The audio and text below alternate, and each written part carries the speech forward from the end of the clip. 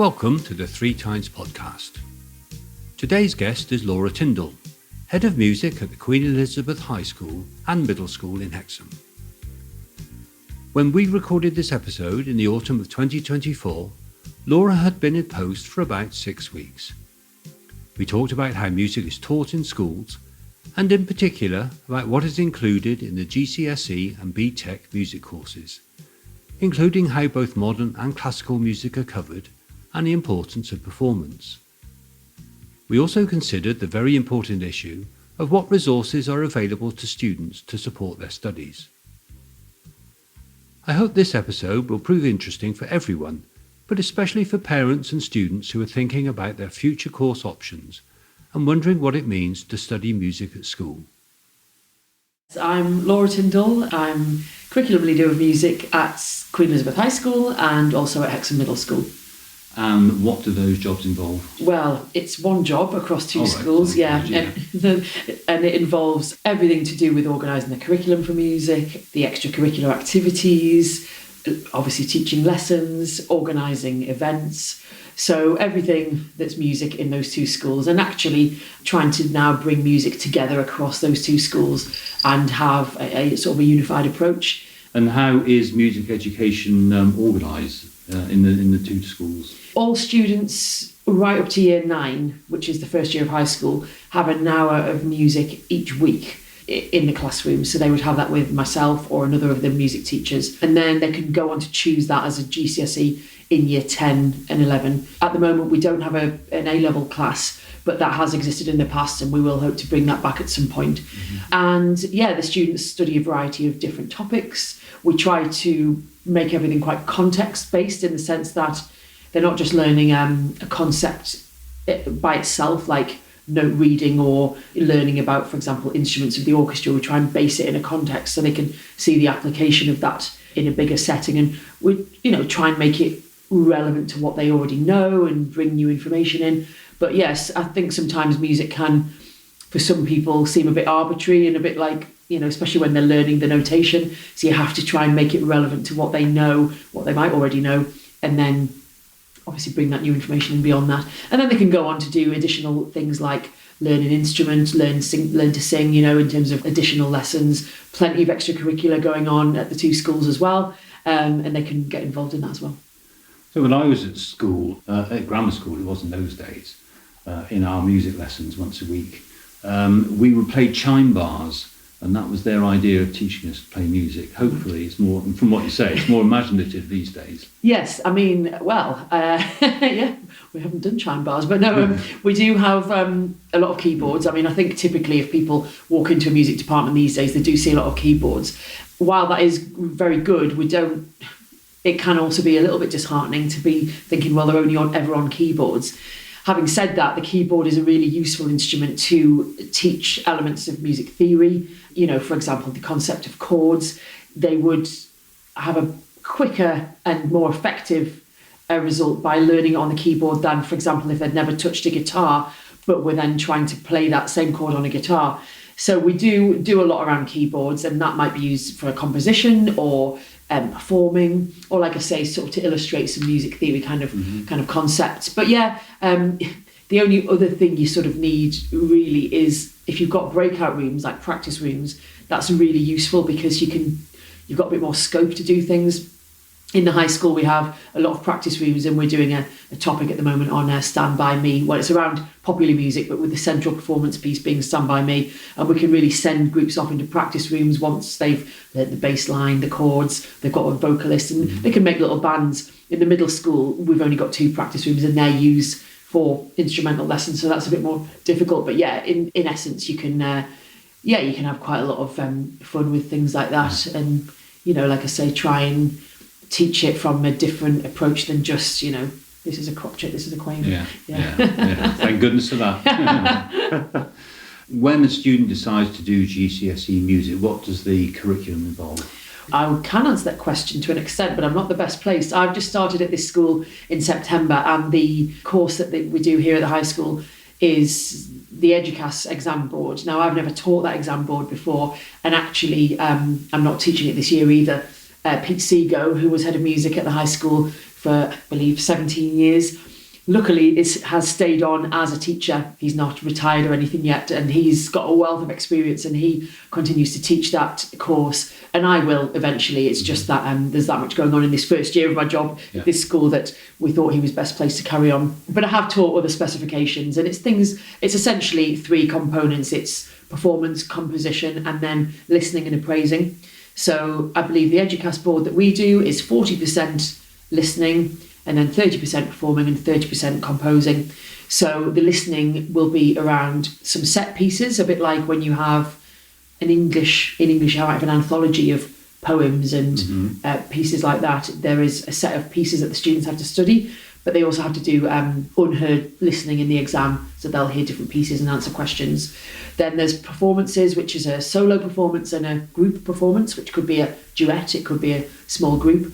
And then 2 compositions, I believe. The exam board set a brief, so they might ask them to compose in a particular style or to suit a certain event or something like that. Yeah, so those are the assessments. So in general, for all curricula, what kind of thing are you teaching the students? Do you mean at GCSE or? Yeah, GCSE. Yeah.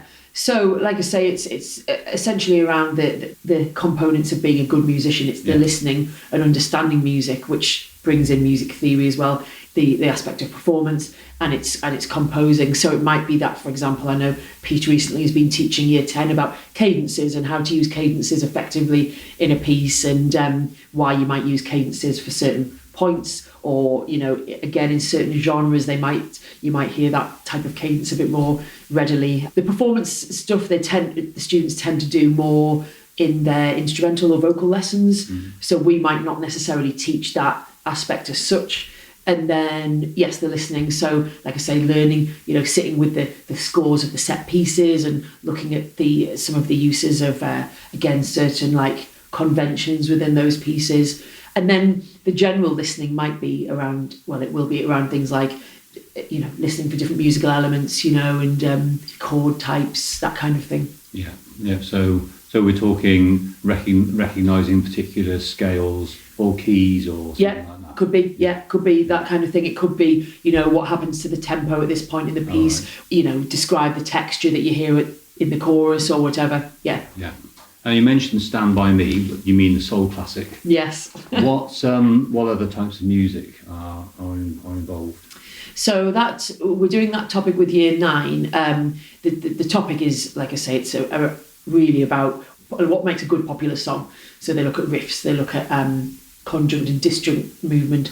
So, and then they, like I say... what's that? I don't know what that No, it's all right. So conjunct is where the notes are next to each other, a bit like in a scale. Yeah. Da, da, da. Yeah. But then disjunct, where the notes are further apart, and how that could be used to effect or not. Yeah. So that's all in that popular music topic. Now we are in the process of sort of rewriting the curriculum to an extent.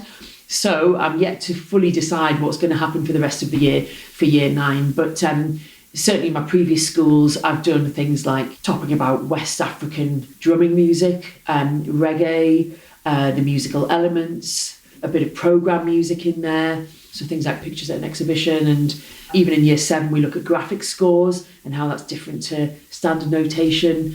Year 5 and 6 in the middle school at the moment, we're doing things about different instruments and how different timbres can create certain moods, typical signs and symbols you might see in music. So a whole range of things. But like I say, we're still having a look at what exists at this school, these schools, and then possibly rewriting some stuff. And so we're still deciding for the rest of the year. I think I want to come and sign up now. Yeah. My son did music at that school for O level. Right. GCSE, showing my age under GCSE, which he loved. But I can remember taking the mickey out of him one day because he didn't recognise a Bob Dylan song.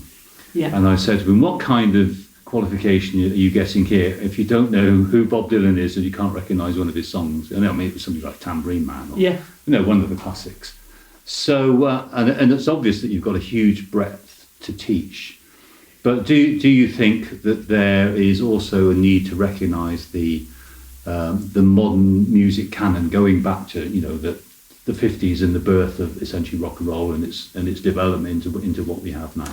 Absolutely, yes. And I mean, I would teach Bob Dylan and his era all the time if I could, because I love that era of music, even though it's slightly before my time. At my last school, for example, we did the B Tech music there, and actually one of the units they have to look at is the different genres, and again, what's stylistic about those genres. And I would often do things like rock and roll, and then how it would lead on to the music that they know now. And again, like you say, it's sort of making it irrelevant to what they know now, because sometimes you play it, it's quite strange to their ears, isn't it, hearing that kind of thing.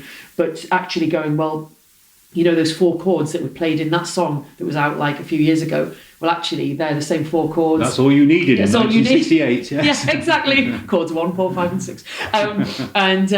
So definitely, I'm a big believer of them, you know, knowing about those other styles and how it's, you know, same with the blues. You know, I love teaching the blues and getting them to see how it massively influenced popular music today.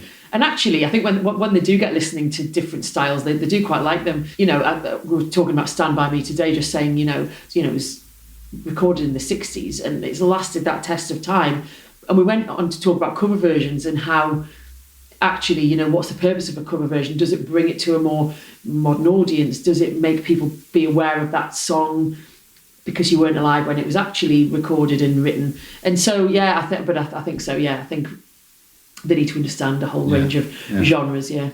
And do you try and include modern music? And by modern music, I mean the kind of music that is beyond my understanding, like rap, grime, and the pop that's around now, kind of Taylor Swift stuff. And yeah, I mean, it's a funny one because again, my music tastes aren't particularly up to date, if you want to say that. And so sometimes I have to say to them actually what you're listening to, because I do want to, you know, sometimes include their stuff, but actually I don't know what that is sometimes. With the middle school, you know, Taylor Swift always goes down a treat if we're going to do singing or something. If I say, well, what song do you want to sing? They generally come up with things like Taylor Swift. But, you know, rap and grime, it's not my forte, so I must hold my hands up and say, I don't actually teach it, and because I don't know it. It's not to say I'll never know it or couldn't learn it, but I tend to edge towards things I know a bit more. But I'm sure there's teachers out there who teach all that sort of thing to great effect. Yeah. It's just not on my radar as much, put it that way. Yeah. And how do you progress in A-level compared to GCSE? So again, I'm probably not the best place to talk about this because I've taught recently the level 3 B Tech, which is the A-level equivalent at my last school, but I haven't recently taught the A-level music, so I'm not the best place to say. But I know that in the B Tech course, which again, you know, I think if it's taught well, is a really good course.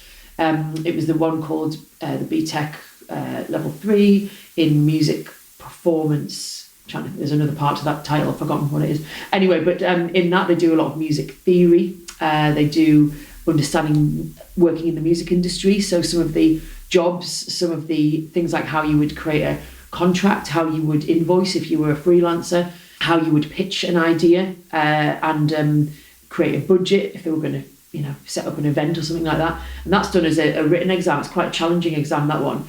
And then they have to do an ensemble performance, which again is quite hard because in that particular qualification they're given a set of pieces from the exam board and then a set of genres, and they have to turn 3 pieces from their original into a different genre. So again, what comes into that is the understanding of the genre. So if it's disco or if it's, you know, I'm trying to think what else was on the exam last time, but whatever it is, they have to understand the characteristics, and that's quite challenging. And then they have to do all sorts of recording videos about what their stylistic intentions were and things like that. But that's the B Tech, like I say, the A level. So, well, how would somebody go about choosing between the two, a B Tech or an A level? Yeah, I mean, B Tech's generally considered a vocational course. You know, it's more hands-on. Having said that, they have changed quite a lot in recent years, the B Tech courses, and they do have a bigger element of a written exam, which they didn't used to.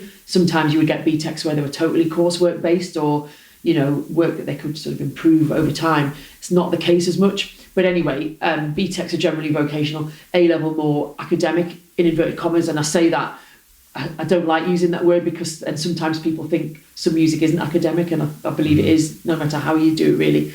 So how would you go about choosing? I would say some schools might only offer one type. For example, QE at the moment has only offered a music A level in the past. They haven't offered the B Tech level 3, whereas the school I was at before only offered the B Tech. Sometimes it's the type of students it might appeal to better.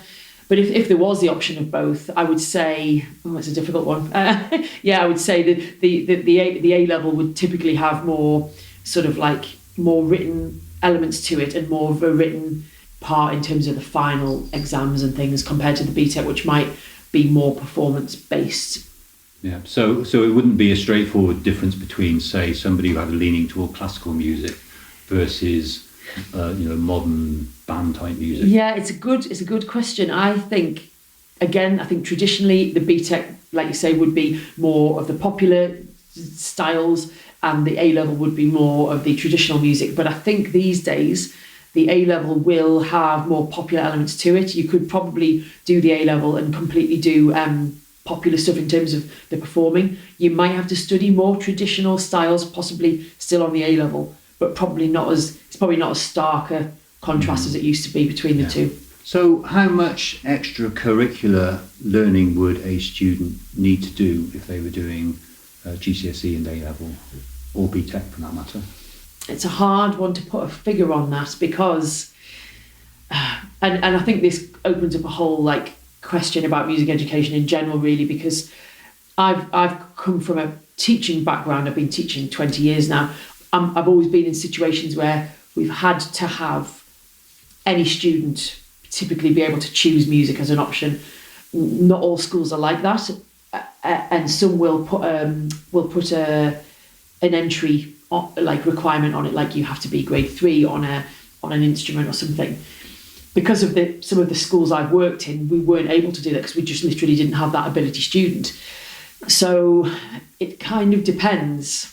To be fair to the scenario that the students are in, I think they would have to be at a certain level and have that certain commitment to extracurricular. The reality is you can pass some courses without that, but then do you pass them with great marks? Probably not. So I would say realistically, ideally, if you're choosing a GCSE or a B Tech, you want to be around grade 3 standard or higher, and obviously be interested in music and have that desire to kind of be in a choir and be in an orchestra or a band, because ultimately it's bringing in all of those things that you need to do on the course. If you're not doing that, if you're not doing anything extracurricular, it doesn't mean you can't pass the course, but it would become more difficult and you wouldn't have that range of skills that the next person might have who is involved. Ideally, I would say you want to be involved in one extracurricular thing, whether it's a band or an orchestra minimum, and then something like grade 3 standard or above. And I say that because a lot of the specifications now require you to be grade 3 at the end of the course or above, otherwise you literally can't get on the marking criteria. You'd be losing marks by not being at that standard, put it that way. And I think that they brought that in to make it more rigorous. But like I say, that opens up a whole other question, doesn't it, about music education and kind of who it's for and how does a student pay for instrumental lessons lower down in the school if they can't afford it, and if the school doesn't offer it for free. So it's a kind of worms. And what kind of help is available for people? Again, it depends on the school. So just to give you maybe 2 models to know about, our school here, if say a student wanted drum lessons, what they would do is they would be put in touch with the drum teacher who comes into school, and the parent or whoever is going to pay for the lessons would be in a private contract with that teacher. So imagine they charge £20 per lesson. That parent would pay that fee, once a week, or they might pay 10 lessons in advance or whatever the system is. So that would be one system where there's a private contract with the parents. The other one is, for example, where the school might employ the teacher, and the teachers then are paid by the school, and then the parent pays the school. Now, again, in some of the schools I've been in, the parent isn't paying the full price of those lessons because the school is subsidising it. Again, it depends on the school, because sometimes you get schools who will put £20,000 a year into the music lessons, or you might get a school who puts £2,000 in, or you might get a school who puts nothing in. So it just really depends on the school. So in terms of the help available, I would say sometimes it's often down to the school. If a child is pupil premium, so that means if they fall under that category of having had free school dinners or be eligible for free school dinners in the last 6 years, if their parents earn under a certain bracket of salary per year, then actually most schools for pupil premium students give the lessons for free. So that's a good bit of help that anybody would be worth asking, at their school if that actually exists. It does here, for example. Other help? Not sure. Can you lend out instruments, for example? Yeah, now we tend to have instruments, lying around sometimes that have been there from for a number of years that we just loan out, on a sort of casual basis. The old system of the music service, again, that's changed quite significantly over the past number of years. It's now music hubs. Music services typically had instruments you could borrow or hire. I mean, I grew up, my second instrument was the cello, and my cello came from the music service back in the day. I grew up in Darlington, and so I was able to borrow that instrument for free, I think it was, and then, buy my own if I ever wanted to do that. But again, I don't know how much that exists now within the music hub setting. Yeah. Again, it's worth an ask to your local hub like Northumberland or South Tyneside or wherever it is, that people live. Yeah. So what advice would you offer parents whose son or daughter was thinking about doing music GCSE? Yeah, I would say one of the big things there is to actually find out quite a bit about the course, because again, over the years I've come across so many students who choose it as an option, and then a few months down the line, even though you've told them, they go, "Oh, I didn't know you had to perform," and they hadn't taken in that information. So there's always an options evening towards the end of somewhere in the middle of year 9, where parents and the children can go and find out about the different courses. So definitely listen to the information and find out what's involved. It's useful to actually if you get a chance to talk to any existing students on that course, because some people will say, that's the really hard bit, that's quite easy, or I wouldn't do that if you can't play an instrument, or whatever they might say. That's quite useful. Has the child got that element of interest in the subject? Because you're doing it for 2 years, you're doing 3 or 4 lessons a week in GCSE music. Are you into it, or have you just picked it because your friends picked it? You know what I mean? So really examine, I suppose, that level of interest, because at the end of the day, it's you who's got to sit the exams, you've got to do the performances. If the child, for example, doesn't have instrumental lessons, to speak to the teacher in the department to say, well, is that this type of course, would it hold them back? Would that be suited for them or not? Because like I say, some of the B Tech type courses, it's not assessed on what standard you're at. It might be more to do with the progress that you make over the course. So almost a relative beginner could still fairly effectively do that course, as long as they put the work in, because they can show performance-wise that they have progressed over time. It's not that, right, you've got to be a grade 5 drummer or anything like that on some of the courses. Yeah. So imagine for a moment I'm a stern Victorian father with no love of music, and I would say there's no point doing music because you'll not get a job with anything to do with it. What's your answer to that? My answer always is, because we have had scenarios like that before, is that whether you are or aren't going to be a musician as a job or anything music related, music is still a really good course to do. I always say it's one that employers and colleges respect, because in music you use so many characteristics and qualities as a person that not always doing other subjects. For example, the commitment to instrumental lessons, the commitment to extracurricular, confidence, communication, all of those things that are desirable skills. People used to call them soft skills, but I think that's got a bit of a negative connotation now, hasn't it? The communication and creativity actually are really employable skills and useful skills. And, I used to be terribly shy when I was a child, but I did a lot of performing arts and music, and I love public speaking now, for example. I love presenting concerts, and I wouldn't have been able to do that had I not been involved in music and the arts. And so I would say to that person that there's a whole load of transferable skills that music gives. Music supposedly uses the same part of the brain as does maths, and it's one of those things that's really hard to quantify, I think, the benefits of music. But hopefully now people are and learning that it is such a valuable thing to have, and it's not an add-on, and it's not, it shouldn't be in the margins like it has been sometimes. It should be integral to the curriculum, and it's just a really valuable thing for people to do, whether you're going to be a musician or not. Yeah. Now, as I understand it, Michael Gove's changes to the curriculum weren't sympathetic to that line of argument. So are schools recovering now from that de-emphasis, if you like? I mean, I could talk for hours about that, but because I've been in so many challenging situations in schools where you're really having to fight the fight for music and the arts. I looked after music and drama in my last school, and it was just, challenging on all levels in terms of that. One good thing is that Ofsted place more of a priority on it now, which is a help to music departments, because if it's an Ofsted priority, it becomes a school priority. And so where we have seen it disappear a bit, I do believe it's coming back now. And I do believe that schools are kind of going, oh, actually, have we got that provision in place? Or we haven't, right? We need to do something about that. In the past, they could get away with not having as much going on as we all would have liked. I think now they're questioned on it more. For example, there's a government document called a School Development Plan Summary or something like that, which makes you outline exactly what you did this year or last year in music. What was the instrumental lessons? What was the extracurricular provision? Could the students participate in concerts? Were they able to access live music? And that's really good, because even though it's another document for us to fill in, it actually holds a school to account. And actually those schools who aren't doing it, and those schools where what did get cut, they're having to really think about it and go, actually, do you know what? We haven't got a choir going, we haven't got an opportunity to perform, and we need to remedy that. Yeah. So I think when it becomes an Ofsted priority and a government priority, it's good news for us. Yeah. Yeah. You mentioned there choirs and public performances. That's often a popular interface between the school and the community.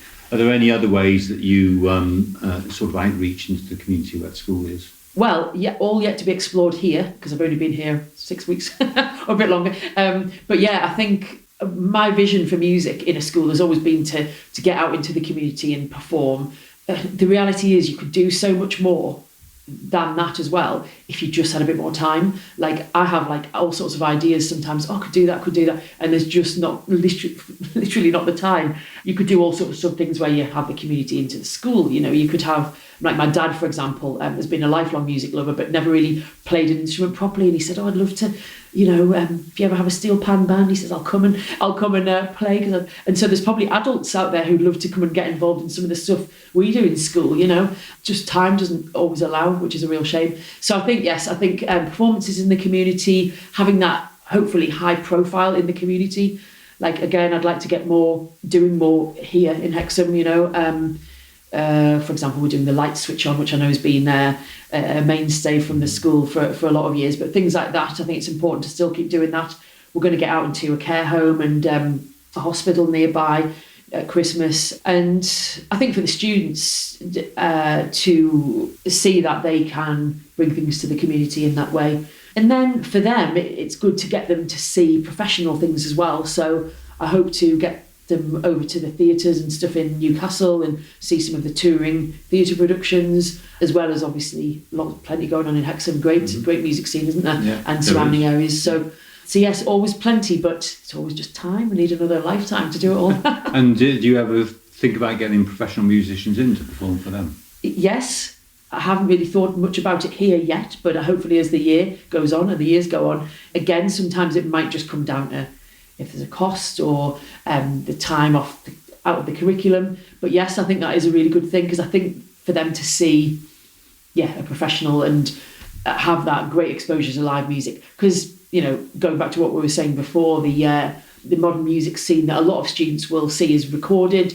It's on YouTube. It's on, streaming platforms. Actually, when do they see some good quality live music, and do they appreciate how good it is and how hard it is? I mean, we did a bit of drumming today in Year 9, just showing them a basic sort of drum beat, and they found it surprisingly hard. And I said, well, you've probably got a newfound respect now for when you just see a drummer, on the telly or whatever. Actually, that's really hard. So an issue that's come up in a lot of podcasts when I've been talking to musicians is the streaming issue, because obviously it's cost music industry. Well, I should say it's cost musicians a lot of money. It hasn't cost the music industry a penny, has it? It's made them a fortune. What view do your students have about music when they've grown up in an era of music just being everywhere and used as a commodity rather than being widely understood as an art form? Is that a prevalent way of thinking? Yeah, I've never delved probably that deeply into it, to be honest. I do think a lot of what they listen to very passively.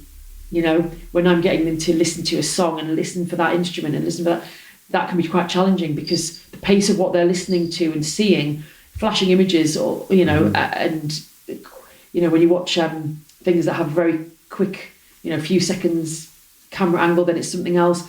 And music, I think it's there for them a lot of the time or all the time, but actually not in they're not listening in an active way, I don't think. So yeah, I've never really asked them about that, but I would suspect that they're not really often engaging with it. Having said that, I suppose maybe more these days than maybe 10 years ago. I don't know, are people going to concerts more? Look at the Taylor Swift concert and how that tour and how popular that was. And actually that could be more of how they see music, which is good, I suppose. It's a live setting. Yeah, I think it's a difficult one because there is a message, very negative message that we're often getting about music, that it's been commodified, and that compared with, for example, the 60s and 70s or even the 80s, we use it differently. Yeah. And it's just attached to everything, and we don't really pay attention to it. But then on the other hand, as you say, there are big audiences at live gigs. Yeah. Even though the venues are struggling, there is still a lot of demand for live music, isn't there? Especially at a local level, I'm finding with this podcast. Yes, I think so. I don't know if you were the same, but I grew up in the era of sort of cassette tapes and then CDs, and I remember sort of poring over the lyrics of, when you'd get the lyrics in the insert and sort of reading them and singing along, and really I used to really like lyrics, and what they meant and everything. And so when I hear a particular song, it'll take me back to that kind of time. And maybe the songs there wasn't as many. I mean, there was a lot, but I just don't know if they listen in that same way because you've got access to everything, whereas we might have had access to a particular tape or a particular CD, that was in the car or whatever. I just wonder if you get more. You just took it in a lot more because you were hearing it, that same album or that same song a lot more. I don't know. But do you think that's resulted in a difference in the way that they think about music? Potentially, yeah. And it's maybe a conversation I need to have with some teenagers and kind of actually say, well, what role does music play in your life? Because, I've never really asked that. It's good. Yeah. Well, I've spoken to a lot of grown-ups and old people like me who say much the same. But I've never had the opportunity to talk to young people and see what they feel about it. Yeah.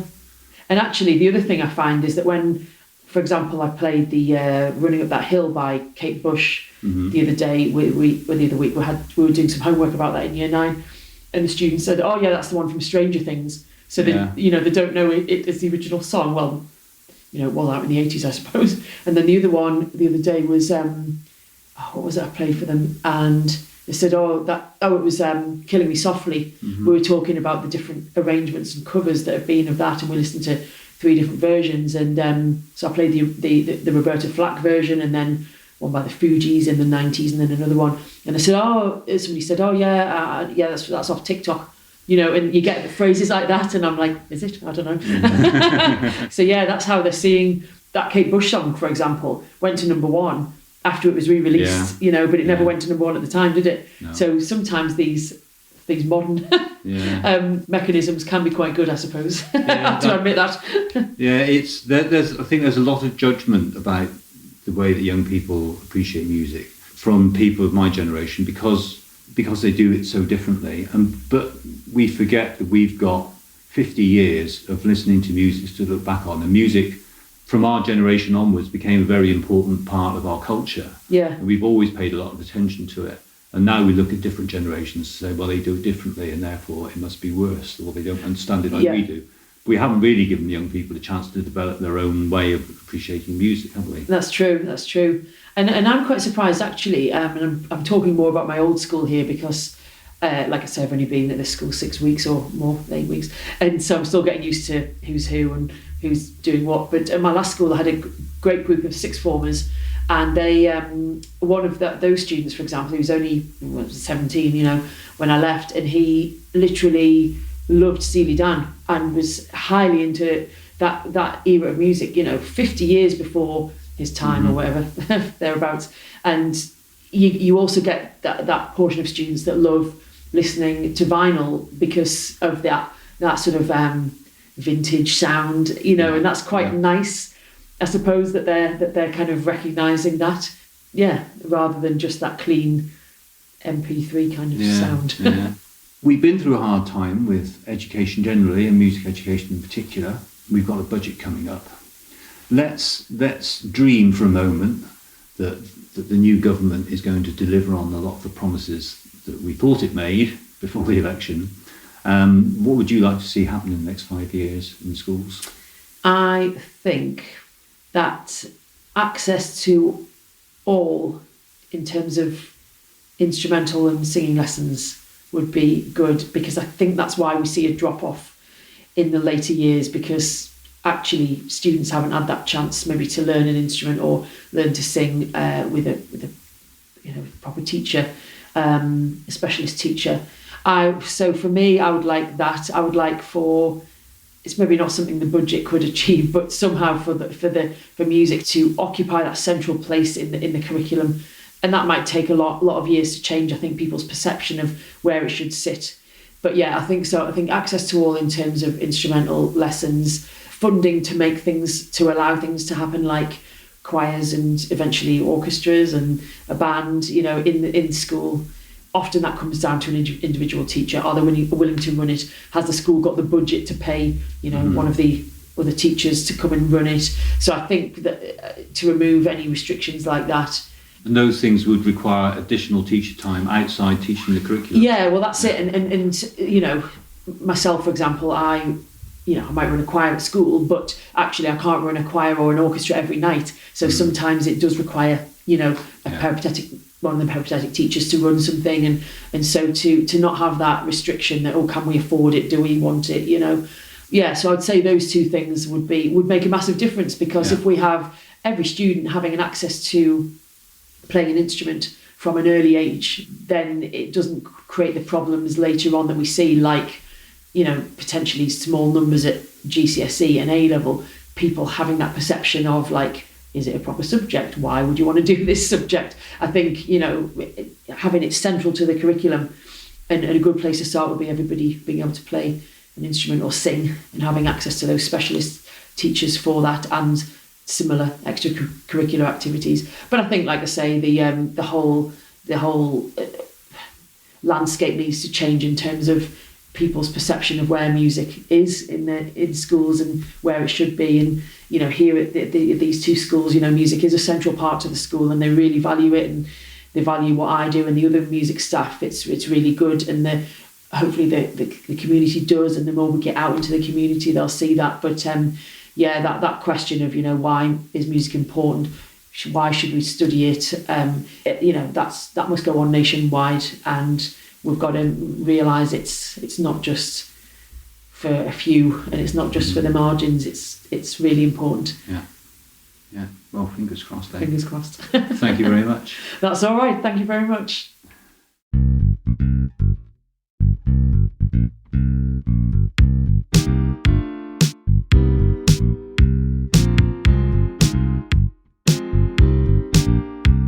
Thanks for listening to the 3 Times podcast. I hope you've enjoyed this episode. Please subscribe and tell your friends about it.